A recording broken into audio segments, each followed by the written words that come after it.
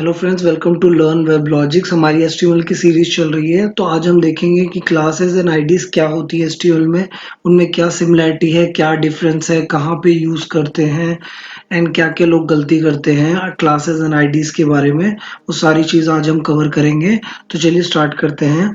तो classes and IDs जो use होती हैं वो हमेशा किसी एलिमेंट में ही यूज़ होती हैं। जैसे हम लेट सपोज पैराग्राफ टैग हम ले लेते हैं।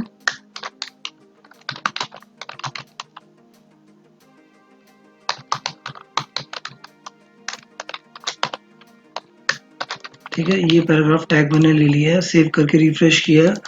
देखिए यहाँ पे आ गया। अब देखिए कैसे हम किसी क्लास को डिफाइन करते हैं। क्लास का क्या यूज़ है वो मैं आगे बताऊंगा। पहले हम देख लेते हैं डिफाइन कैसे करते हैं क्लास को। तो हमें क्या करना है, स्पेस देके क्लास लिखना है। उसके बाद क्लास का आपको नाम लिखना है। लेट्स सपोज आप कुछ भी क्लास का नाम दे सकते हैं।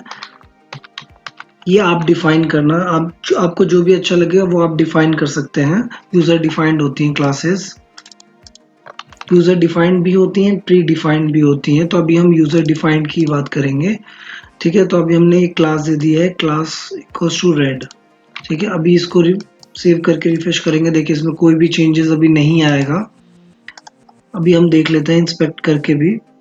देखिए यहाँ पे क्लास आ गया। और वैसे ही अगर आपको आईडी डिफाइन करनी है तो आईडी आप कैसे डिफाइन करेंगे, मैंने कॉपी करके पेस्ट कर दिया। आईडी भी सेम है। देखिए यहाँ पे आईडी इक्वल्स टू ब्लू दे देता हूँ मैं।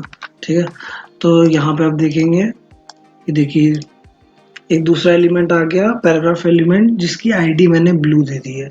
तो ये रेड आपने दे दी क्लास एंड ये आईडी दे दी आपने ब्लू। तो क्लास एंड आईडी में डिफरेंस क्या है, देखिए मैं बताता हूँ आपको। जैसे एक स्टूडेंट है, एक क्लास में पढ़ रहा होता है, तो उसकी एक यूनिक आईडी होती है जिससे वो आइडेंटिफाई होता है, वो किसी और को अलॉट नहीं होती है। तो वैसे ही यहाँ पे भी एचटीएमएल में जो आईडीज यूज होती हैं वो यूनिक होती हैं, ये किसी और को अलॉट नहीं हो सकती हैं। अब जैसे ये जो सेकंड पैराग्राफ है, इसको मैंने आईडी दे दी है ब्लू।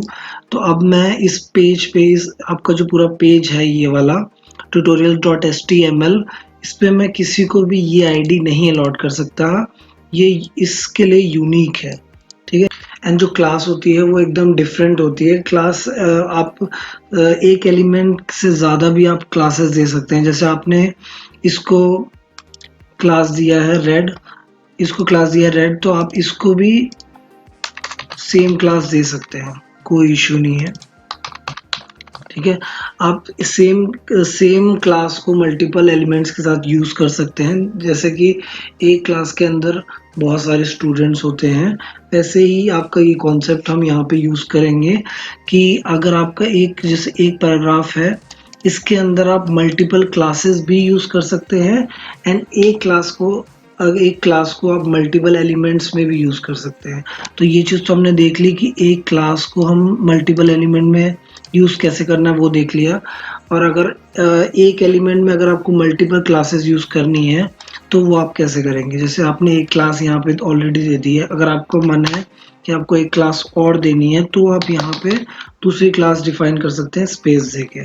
ठीक है, बट आप अगर आपको कोई पैराग्राफ है, मैं पैराग्राफ एलिमेंट लेके आपको दिखा रहा हूँ। आप ये चीज़ डिफ पे भी सेम ही चीज़ होगी एंड हेडिंग पे भी, या जितने भी एलिमेंट्स हैं आप किसी में भी क्लास एंड आईडी को डिफाइन कर सकते हैं। मैं पैराग्राफ को लेके चल रहा हूँ। ठीक है, एक पैराग्राफ मैंने ले लिया। अब लेट सपोज यहाँ पे एक आईडी है।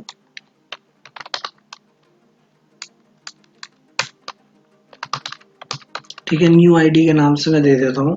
ठीक है, या इसको मैं एक कलर ही दे देता हूँ, मैं ग्रीन दे दिया मैंने। ठीक है, अब मैं अगर चाहूँ कि इसमें एक और आईडी डिफाइन करना चाहूँ ऐसे करके, तो ये चीज़ गलत होगा। आप ऐसे डिफाइन नहीं कर सकते।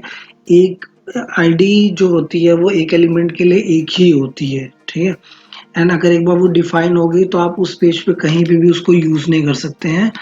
यहाँ तक कि आप ऐसे भी नहीं कर सकते हैं, जैसे इस आईडी, यहाँ पे आप आईडी देके एंड यहाँ पे आप सेम आईडी यूज़ करना चाहें तो वो भी चीज़ गलत होगी।